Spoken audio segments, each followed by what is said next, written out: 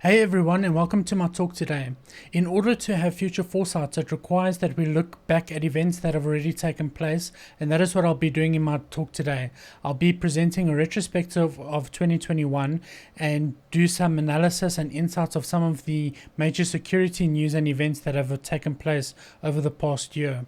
Just a quick introduction about myself. I'm a cloud architect. I specialize in security and enterprise cloud architecture, and I help large organizations adopt AWS. My research interests include privacy, surveillance, encryption, and disinformation, and I'm also involved in policy advocacy work on these topics as they relate to national security interests. I'm also a bit of an aerospace nerd. My Twitter handle is @JaredNaude, and my blog is @criticalvoid.com. In my talk today, I'm going to be talking about the year of the supply chain. 2021 has really been the year of the supply chain, with many supply chain issues as well as supply chain attacks. I'll also be talking about some other issues, for example, about the Apple CSAM debacle, disinformation, the Cybersecurity Review Board, ransomware trends, as well as the software bill of materials as well. 2021 was really a challenging year for the supply chain.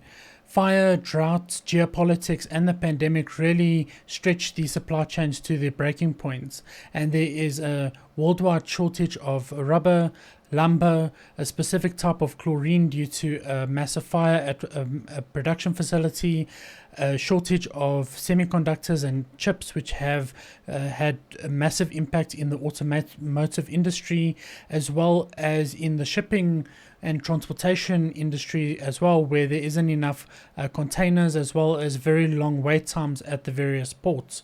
Obviously, we all had a joke at the Ever Given that got stuck in the Suez Canal, but really the big challenge here is that due to the pandemic, consumer spending has shifted away from services to consumer goods, which has created a massive demand for these consumer goods. Texas also had a massive issue earlier this year where they were not able to meet the electricity demand with the supply due to cold weather, and they were actually 4 minutes away from experiencing a total grid collapse. In the digital world, we had a number of supply chain attacks, and probably one of the largest supply chain attacks that ever took place against SolarWinds, which really started out with the FIREEYE breach. In December of last year, FIREEYE detected a malicious activity on its network. A user account that had newly registered a MFA device, which was also used as a secondary device, triggered an initial alert, which then triggered a massive investigation to kick off. FIREEYE knew immediately that a nation-state actor was behind this breach due to the tradecraft that was being used. During this investigation, FIREEYE honed in on the SolarWinds deployment, and they reversed engineered the code to actually find 4,000 lines of malicious code that was added into SolarWinds. For those of you that are not familiar, SolarWinds is an IT service platform that provides remote management and monitoring, as well as some other features for IT service management. And due to its specific function, it actually requires privileged access to some of these systems in order for it to work. The main issue with the SolarWinds supply chain attack was that in their CI/CD system, when they released software, one of the components was a Jenkins machine, which was exposed to the internet with the password of SolarWinds 123. Adversaries were able to break into that Jenkins machine and then able to add malicious code, which would create C2 channels as well as web shells on victim infrastructure. From a timeline perspective, in August 2019, the initial command and control setup was done. In October 2019, a dry run of the attack took place, and in December 2019, the first payload with Cobalt Strike was actually detected. A lot of commentary has been made in the community about the fact that they were using Cobalt Strike, given that a lot of security tools can actually detect Cobalt Strike, and it would seem a bit unintuitive to actually use Cobalt Strike in an attack of this nature. Malware known as Sunburst was actually then injected into the Orion platform in February of 2020, and in March of 2020, the first signed backdoor version of the SolarWinds platform was actually released to customers who received it through an update process. At the end of December, FIREEYE announced that they had been a victim of a nation-state attack. FIREEYE disclosed the supply chain attack to SolarWinds, who thereafter then notified their customers as well as filed a SEC statement for their shareholders. What's very interesting, the finger was pointed at this being a Russian operation very quickly. However, President Trump at the time insisted that this was a Chinese attack rather than a Russian attack. And at the end of December 2020, Microsoft actually announced that some of its source code had actually been breached as part of this. And as the new year started, so that would be the beginning of this year, a lot of people started realizing that this was going to be a fairly significant breach, and a joint statement by the FBI, CSAM, the National Intelligence Office, as well as the NSA really alerted people to this significant breach.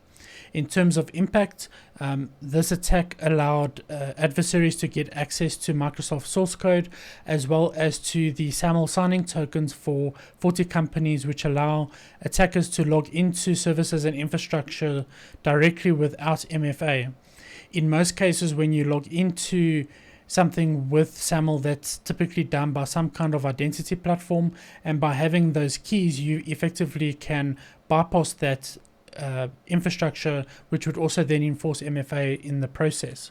The access gained by the adversaries allowed them to move laterally in the customer environments of Microsoft customers as well, and 30% of the private and government businesses affected by the breach had no known link to SolarWinds. A number of US agencies were affected by the breach, and up to 18,000 private and public entities were directly affected by the supply chain breach. Microsoft President Brad Smith was ordered to testify in front of Congress, and he was actually grilled about Microsoft's licensing policies, where a lot of logging features, for example, are not available on the lower tier plans. This is one of, I think, Microsoft's big failures from a licensing perspective. And on a side note, I think if you compare this to AWS, for example, this is one area where AWS actually does really well, actually. Another supply chain attack that we learned of is Codecov, which is a code coverage tool. Adversaries were able to use a vulnerability to gain access to a vulnerable Docker container, where they were able to change the IP address of a specific configuration file, which allowed them to pull sensitive environment variables out of Codecov's customers, which included a number of big names, including HashiCorp, The Washington Post, Monday.com, and Uber. Some companies had limited exposure. For example, HashiCorp only had its BGP key exposed, whereas other companies had more sensitive credentials exposed. Another interesting supply chain attack was that on Kaseya VSA. Kaseya VSA is a remote monitoring and management tool primarily used by MSPs to manage customer networks. A vulnerability allowed an authentication bypass on the platform, where attackers could install malware on the hosts managed by the specific platform. Affected systems were encrypted with ransomware from the REvil group, and the REvil group claimed that over 1 million systems were actually infected, where this was actually disputed by Kaseya. They said that between 800 and 1,500 systems were actually impacted. One of the most notable impacts was a Swedish retailer called Coop. 800 stores had to close down due to their payment systems not being available, and this actually had an impact on the food supply chain in some small villages where Coop was the only retailer, food retailer in that area. Another interesting attack was on Travis CI. A vulnerability in Travis CI allowed environment variables to be exposed during the build phase. This meant that open source code could be used to actually retrieve environment variables of systems using Travis CI. And to make this even worse, Travis CI actually tried to hide this from their customers once it was actually disclosed to them, which I think is completely unacceptable. The next attack was against the Linux kernel. an assistant professor at the University of Minnesota actually tried to fix real bugs in the Linux kernel, but in the process of doing so also intentionally introduced new security flaws as part of a research project. This led to the University of Minnesota getting banned from the development on the Linux kernel, as the open source community found that this behavior was completely unethical. One of the other interesting things from a supply chain perspective was compromised packages. So there have been a very large number of new NPM packages registered. I think after the SolarWinds breach, everybody wanted to get into the supply chain attack, and you can see on the right hand side there how many new NPM packages were actually registered at the beginning of this year following the SolarWinds breach. And what attackers would do is they would use compromised repositories and accounts to add malicious code to popular NPM packages, and this included UAParser, RC, Koa, and Web Browserify, which together have over 30 million downloads per week. Typo squatting was also on the increase this year, with over 3,600 packages on PyPy with similar names that also contained malicious code. Another interesting discovery made earlier this year was this issue of dependency confusion. This is a risk where IDEs and package managers are unsure whether to fetch a package from an internal repository or external repository. So you could tell a system to go get a specific package, and if it fetched the wrong one, for example from an outside source, you could actually introduce malicious code into the system by doing so. A researcher actually managed to do this into Apple, Microsoft, and dozens of other companies. Some other notable supply chain attacks that have taken place in the past: an attacker distributed a version of Xcode which was backdoored, and what it would do is whenever new iOS applications were created, it would actually inject this malicious code into the iOS app that Xcode then created. This resulted in thousands of compromised apps on the iOS App Store. In March 2016, a popular open source BitTorrent client transmission was compromised to include macOS ransomware in its installer. In June 2017, the NotPetya malware was actually spread through a breach at a Ukrainian software company, and this then turned into a wormable exploit that then spread worldwide and affected many organizations in the process. And a few months later, a vast CCleaner tool was also compromised and used to attack large technology and communications companies worldwide. Another interesting supply chain attack, which was actually not done by malicious actors but rather by law enforcement, the FBI actually managed to shut down and arrest the operations team of EncroChat and Phantom Secure. These are platforms used by the underworld for drug trafficking as well as other nefarious activities.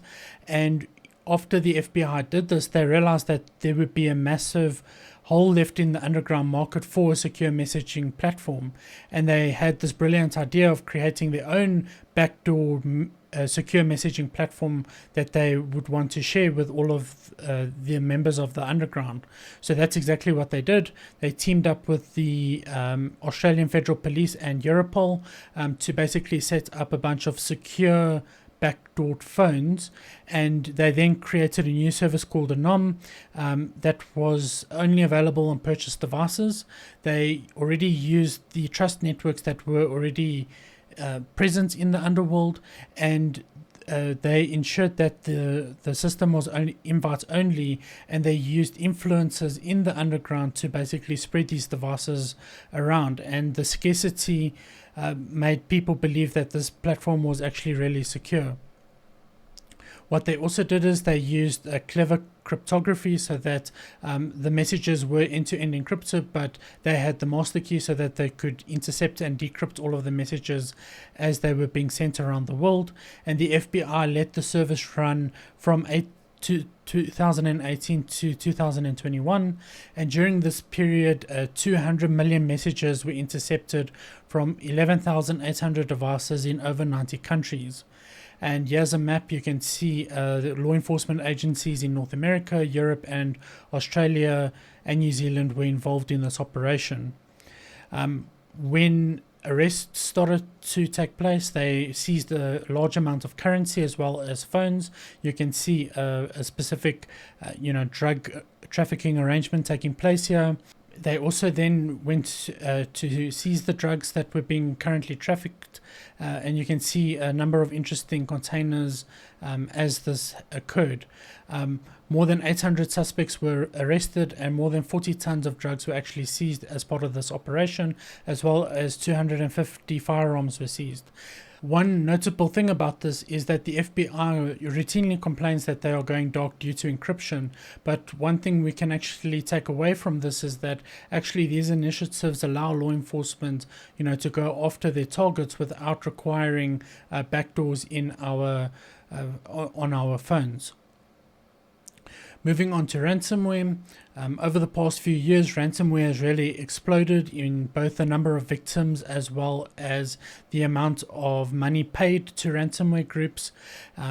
The infection mechanisms have changed somewhat. In the past, it was always a system compromise, whereas today, phishing as well as software vulnerabilities are becoming the primary entry point for ransomware. The Internet Crime Center has actually noticed a 62% increase in reporting of ransomware attacks based on the first half of the year compared to the previous year. And you can also see some of the common variants that are affecting people around the world. One thing that people don't often note is how organized these ransomware groups actually are. They actually have affiliate programs that they market, and this really allows them to scale appropriately. And when we start looking at ransomware as a service, many people are not actually aware that, there's actually the ransomware group which creates the actual malware. There's the affiliates which actually then go infect and attack people, as well as deal with the operations of running the ransomware. And typically during an attack, the ransomware group would give an affiliate software that has a unique ID so that the ransomware group can actually track the targets that they are hitting. And when a victim is actually infected with ransomware, the victim would pay the affiliate, which would take a 75 to 90% cut of the ransom, and the ransomware group would get a 10 to 25% cut of the ransom. So sometimes the ransomware group and affiliates will actually work together when they go after a large target. And sometimes the media thinks that both the ransomware group and the affiliate is actually one entity, when it's two completely separate entities. And this can lead to some interesting factual errors when they report on these stories. One of the benefits of having this affiliate model from a ransomware group perspective is that they can scale their business to have multiple affiliates and therefore a lot more targets. One of the other things the ransomware group does as well is that they actually use master key encryption, so that the ransomware group has the master key, so that when affiliates go attack victims, and if they were to attack a high profile victim, the ransomware group would be able to offer a decryption tool to the victim, bypassing the affiliate in that case. And then many affiliates will actually use multiple variants of ransomware from different groups to try evade detection from law enforcement, as well as some ransomware groups don't allow affiliates to attack certain targets. So for example, some ransomware groups won't attack hospitals, while others have no problem in doing so.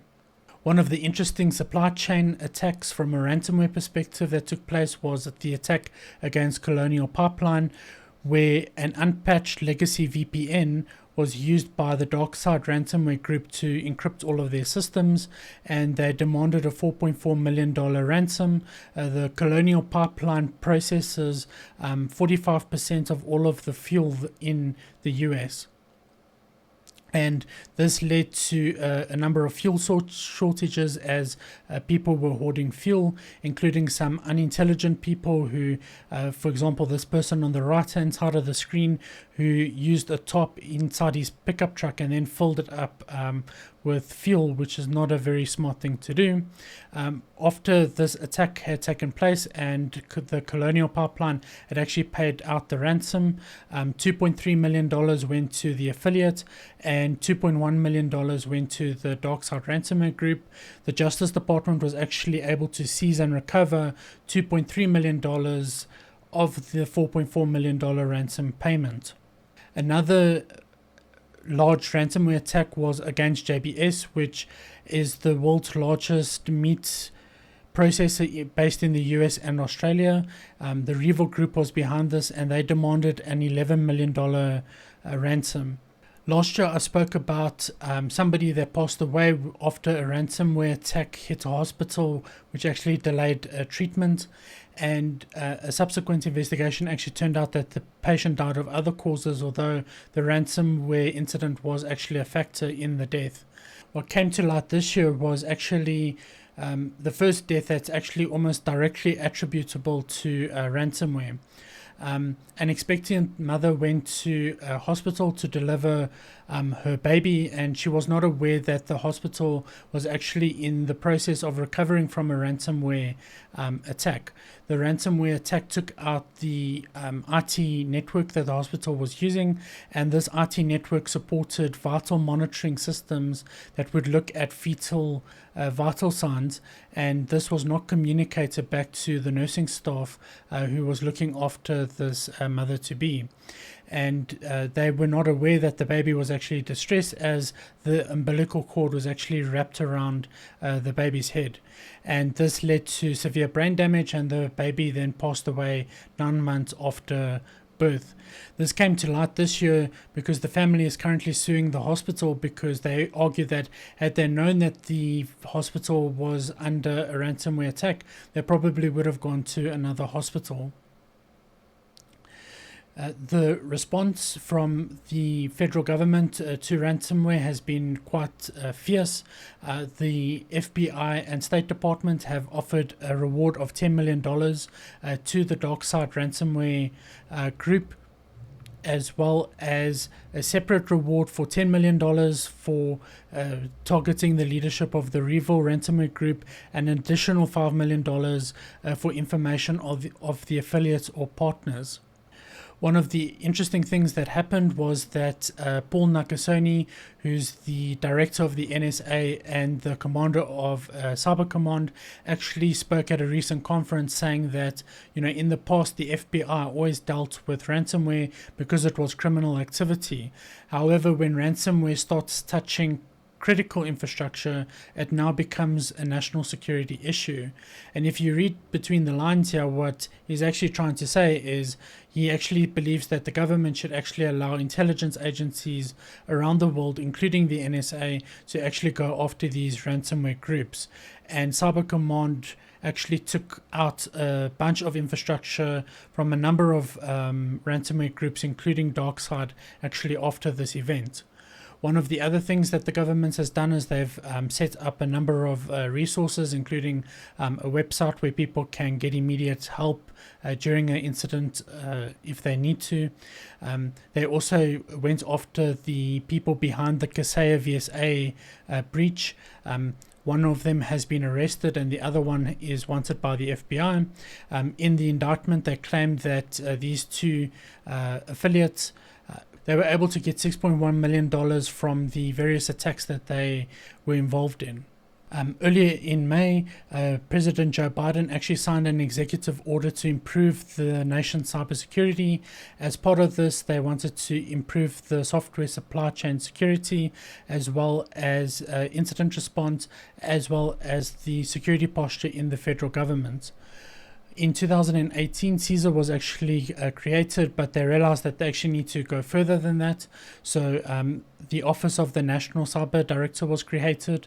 Biden hosted a number of tech CEOs at a security summit to discuss how they can actually improve cybersecurity. And when Joe Biden actually spoke to Vladimir Putin, he actually warned him that Russia needs to take action on these groups as well. The NSA released Kubernetes hardening guidance, as well as guidance for securing 5G cloud infrastructures. They also put out guidance on how to embrace a zero trust security model, and they really hope that many US government agencies will actually start migrating their architecture into a zero trust model, which would have a significant impact on the nation's cybersecurity posture. One of the other initiatives is the creation of a software bill of materials. So the idea behind this is to manage vulnerabilities, to have software inventory, software licensing, and supply chain data, as well as tracking component metadata in enterprise software. And the way that this would be done is whenever a new piece of software is released, all of the high-level components are detailed in this document. What the version is, other identifiers, the dependency relationships, and this would effectively allow these systems to be able to track when a specific component is actually vulnerable, what other systems could actually be affected by that vulnerability. At the Security Summit, Google actually committed to securing open source. So Google already has programs in place to actually improve the security of open source software, but they've committed a whole bunch of money to actually take this even further. One of the big highlights of the executive order on national security is the formation of a cyber security safety review board, and the purpose of this is really to create a board that can really investigate cybersecurity incidents. So when a plane crashes, that is typically investigated by the National Transportation Safety Board, or the NTSB. They're one of the most trusted government organizations in the world, and their primary purpose is to investigate transportation accidents across aviation, railroad, highways, marine, and pipelines, and to make safety recommendations where needed. They've completed over 150,000 accident investigations and have made 15,000 safety recommendations to 2,400 recipients. One of the main goals of the NTSB is to determine not just what happened, but why it happened so that it doesn't happen again. And the NTSB is actually part of a worldwide group of agencies that do these kinds of investigations, and a lot of them have bilateral agreements with one another in order to investigate various accidents, especially aviation accidents. And we really need something like the NTSB for cybersecurity. One of the problems that we have in cybersecurity is with that when breaches take place, we often get second-hand or third-hand information about what actually happened, and often the information that is shared is often actually just the the indicator of compromise and or the attack vector, but we don't actually get any information beyond that. And what we really need is, for example, if an attack took place and there was a monitoring system and the monitoring system didn't detect it, why did it detect it, and if it did detect it, and somebody wasn't notified, why wasn't that the case? And we really need to get visibility into these kinds of failures if we want to move forward as a cybersecurity community. These kinds of investigations exist in many industries, but until we actually get a really concrete solution for cybersecurity, we're going to be kind of in this place that we have been in the past. So the NTSB has a very formal process of how they investigate incidents. So when an accident occurs, they establish parties to the investigation and investigation protocols. They gather all of the information that they can. They'll then actually brief the media, where they hand over this factual information that they have at the time to the media. They will then hold investigative hearings to get any additional information, for example, from the vendors, etc. And once all of this has been completed and the investigation has been completed, they will actually meet to finalize the probable causes and safety recommendations, after which the report has been released. And just to give you some examples of these reports, in 2010, an A380 had a fan blade out event that actually cause shrapnel from the engine to actually sever the electronic trunks in the aeroplane, which made controlling the aeroplane fairly difficult. And it was only due to proper crew resource management that the pilots managed to land the plane safely. And interestingly enough, crew resource management was actually something introduced by the NTSB many years ago to help decision making in cockpits. One of the findings of this incident is that when those cables were actually severed, the pilots received over 400 alerts in the cockpit, and this was a problem for them because they were overwhelmed by the number of alerts. So various system changes were made to make that easier, as well as the fact that those electronic cable trunks are no longer run together. They actually are separated now. And it's not just big accidents that need to be investigated, but it's also the near misses as well, where, you know, nothing major happened, but there are always lessons to be learned from, you know, near collisions or near mistakes or near accidents as well. Another example is the miracle on the Hudson. So a plane departed New York airport in 2009. It flew into a flock of birds, which resulted in dual engine failure. The aircraft was actually ditched in the water. Everybody was rescued and there was no fatalities. What was observed during the investigation is that pilots can't actually practice water landings in a simulator because it didn't allow them, it didn't have the capability to do so. And many pilots thought that if you actually landed a plane in the water, everybody would actually die. So one of the safety recommendations that came out of this incident was that simulators must allow pilots to practice water landings.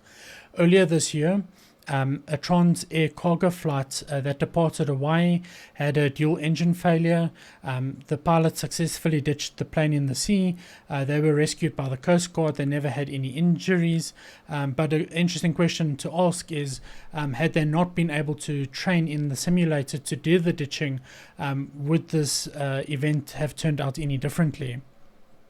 And here's just some images of the NTSB doing the recovery. They actually pulled out the plane about 2 weeks ago. You can see the front parts of the plane in this image, as well as the rear section. And the reason this is so important is to actually have a feedback loop in the industry. So the NTSB reports are often used in airline training programs so that pilots can learn from mistakes that have taken place. And there's also a dedicated YouTube community of YouTubers who actually take these reports and actually make really high quality videos from those reports. And even if you're not interested in aviation, these videos are still quite interesting. And it's not just aviation, this expands across engineering as well. So if you studied engineering, you probably would recognize this. This is the Howard Regency walkway collapse that killed 114 people. And this event resulted from a small design change that was done and had obviously a tragic impact. The US Chemical Safety Board also investigates accidents in chemical manufacturing, and again, they use this as a lessons learned thing. If we want to move forward in this security community, we really do need an agency like this to be able to give us factual information, as well as to solve some of the common challenges that people are having. I think one of the big challenges that a lot of companies have is enterprise CRAPWARE. One of my favorite conference talks is actually by Harun, who actually presented a talk around how broken the enterprise security business is at Virus Bulletin in 2019. And if you haven't seen it, I would recommend that you watch it. And a point that Harun makes is that, we suck at evaluating security products. And I think when such a review board is created, it will be able to shed light on what products actually do work and what actually products are actually bad.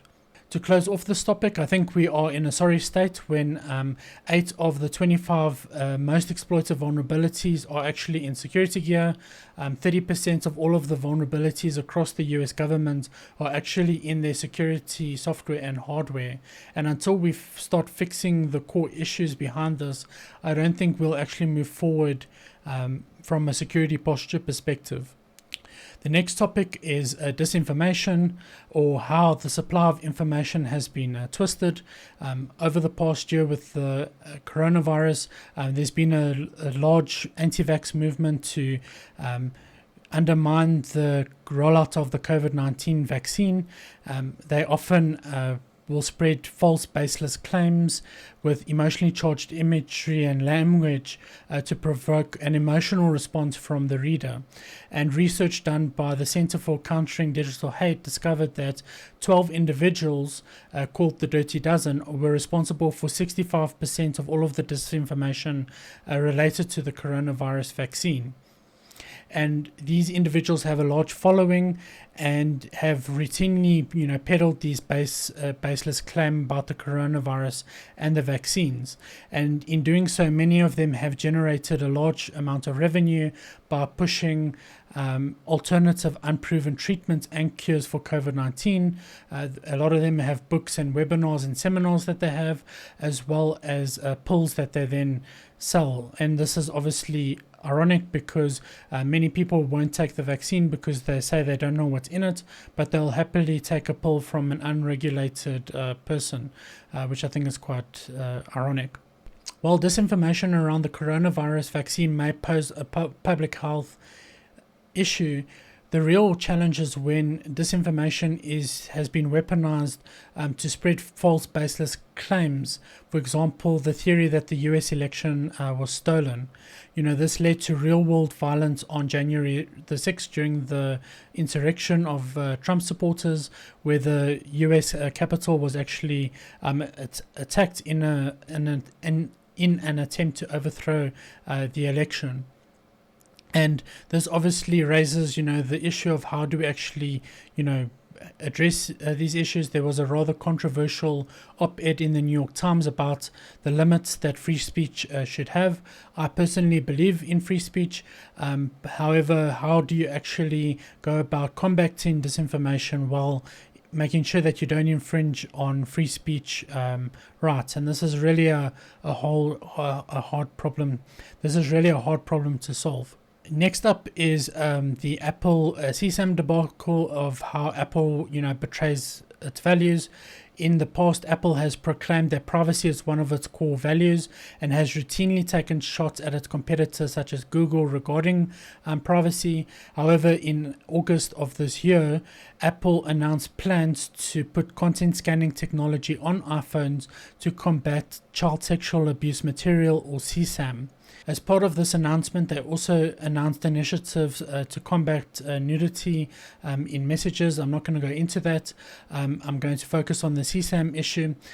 So how this would work is Apple would get a list of known CSAM material from the National Center for Missing and Exploited Children. They would compare the hashes of known CSAM images to images on a particular user's iPhone, and if the image matches, the photo is encrypted with a safety voucher and then is sent to Apple. Apple will verify the image hashes before sending it back to the center during that process. And then this would be reported to law enforcement. The response from the security community was swift and clear that this is a bad idea. It was really great to see the entire community really, agree on this. Even people that I typically disagree with actually, said that this was a terrible idea. One of the first problems is the hashing. So in the past, images were hashed with SHA-256 and MD5, and if an image was resized, re-encoded, cropped, or slightly altered, it would generate a new hash. Apple tried to fix this problem by creating a system called neural hash, which looks at the content of the image in order to derive the hash. So even if images are slightly different or have slightly different color, the idea is that they would generate the same hash. Apple claims that there is a 1 in a 1 trillion chance of a hash collision, but there's no way to actually test that because the census database only contains a few million images. The second problem is around reporting requirements. So under Title 18, Section 2258, all platforms that allow user-generated content to be uploaded to a platform must report any material that could contain CSAM. And there are harsh penalties if a provider fails to do so. And this leads to a situation where providers would rather report an image as potentially being CSAM rather than take the chance and be fined for not reporting it. And this creates an issue in the way that Apple wants to actually use the system. So as an example, let's say you have a photo of two 18-year-old teenagers engaged in sexual activity. This is a legal image. It gets uploaded to a social media platform like Facebook or Twitter. Facebook doesn't allow nudity, but Twitter does. And the image is reported to the social media platforms. They're not sure if it's legal, so they take it down and they report it to the National Center for Missing and Exploited Children, and then this thing gets added to the database, which then obviously updates Apple's database. And if somebody was looking at this image, again a legal image, the image hash would match. This would then be sent to Apple. Apple would do the verification. They would send it back to the center, and the center would then notify law enforcement. And the law enforcement would then do a search and seizure warrant. And this is really where one of the big challenges lies, because even though the images were legal, now somebody is having a search and seizure done against them, and even though they are completely innocent, this whole process can sow distrust with neighbors and can cause severe reputational damage even though the person is innocent. And this is particularly problematic if, for example, the media actually then goes and reports about this investigation as well. The second, more problematic issue is around the fact that this content scanning technology can be repurposed for government surveillance and censorship. So China or Russia could actually force Apple to actually use this technology to censor images or for requests to bypass encryption. If we look at China, these are 3 images that are banned in China. Obviously, the comparison of Xi Jinping to Winnie the Pooh, the Tiananmen Square incident, as well as an artwork depicting river crabs, which is a play on Chinese words to mock communist rule. And what the Chinese government could say as well, these 3 images, are illegal, and anybody that have them, could potentially face legal repercussions as a result of that. And many people would say, well, these governments don't really have the power to do so. However, the evidence in the past has actually demonstrated otherwise. So earlier in this year, Alexei Navalny, who is the main opponent to Vladimir Putin, actually created an app for tactile voting, and the Russian government reached out directly to the CEOs of both Apple and Google to have this app removed from the app stores, despite the fact that it wasn't violating any app store policy. And Russia claimed that refusing to do so would be treated as meddling in the preliminary election. Also, China has a very firm grip on Apple. In the past, they have removed a lot of apps from the App Store. The Apple was forced to put the iCloud keys for China users inside of China, as well as share quite a lot of data with the Chinese government. China is a key market for Apple, so even though Apple, even though there are human rights issues, Tim Cook is on record saying that, they have a responsibility to do business everywhere, including China. Earlier, last month, there was actually a research paper published which highlights a lot of these issues that I've just spoken about, and these government requests could really be a real threat, and Apple can't claim that it isn't possible once they actually release this technology in the wild. Another thing to kind of think about is that recently Australia passed a surveillance legislation amendment which allows them to force tech companies to help them with investigations, and again they claim that this is meant to help deal with CSAM and terrorism. However, we've actually heard these arguments before, as revealed by the Snowden documents. A lot of these governments claim that all of these laws and signal intelligence capabilities are used to fight terrorism and CSAM, etc. However, the evidence actually opposes that in many cases. And the community has really been pushing back on this move by Apple. Apple, for its part, actually says that this is one massive misunderstanding, and this is just people are confused, they don't really understand what's going on, and I don't actually buy that. This is actually quite a serious issue.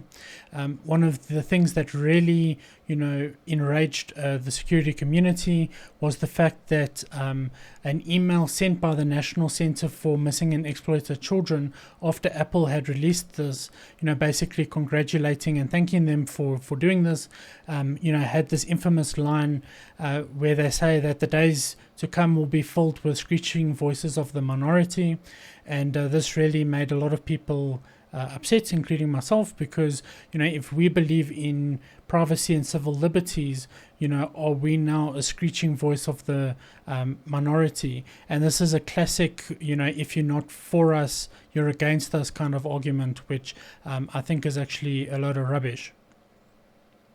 The community also then started putting petitions together.